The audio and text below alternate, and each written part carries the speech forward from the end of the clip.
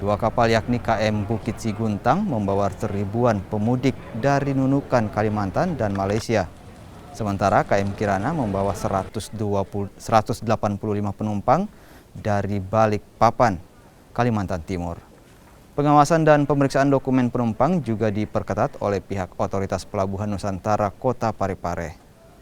Bersama instansi terkait, KSOP Parepare memeriksa dokumen pemudik di pintu keluar Pelabuhan Nusantara Kota Parepare. Penumpang yang datang harus melengkapi syarat perjalanan laut seperti kartu vaksin 1 dan 2 serta antigen dan kartu vaksin booster. Ada di kampung, Pak.